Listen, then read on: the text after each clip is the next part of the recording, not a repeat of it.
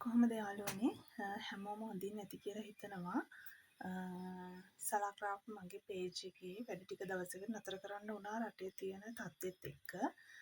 ඉතින් අපේ යාළුවෝ කීප දෙනෙක්ටත් ගම්වතුර නිසා කරදර වුණා කියලා ආරංචි වුණා.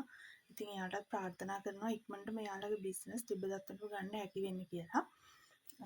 ඉතින් ආයෙත් මම මගේ පේජ් එකේ වැඩ පටන් ගත්තා. මේ තමයි දෙසැම්බර් මාසේ මගේ ෆස්ට් ඕඩර් එක. චූටි පැටියෙක්ගෙන් හදපු බුක් කවර් එකක්. මෙන්න මේ විදිහට තමයි කස්ටමර් මගෙන් ඒක ඉල්ලුවේ. ලස්සන ටෙඩි කෙනෙක් දාලා බැලුන් දාලා එයාගේ නමයි බර්ත්ඩේ එකයි දාලා තියෙනවා.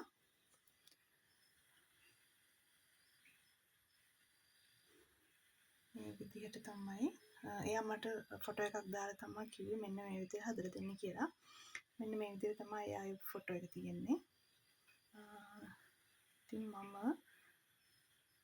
මෙන්න මේ විදිහට තමයි ඒක හැදුවේ.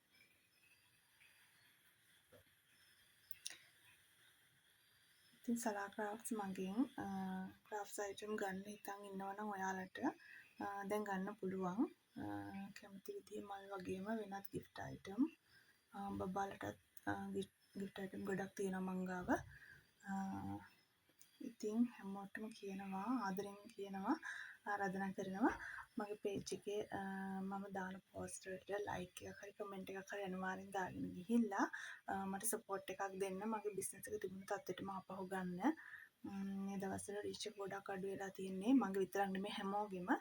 ඉතින් මගේ වගේම කාගේ හරි බිස්නස් පේජ් එකක් දැක්කොත් අමතක නොකර ලයික් එකක් හරි දාගෙන යන්න.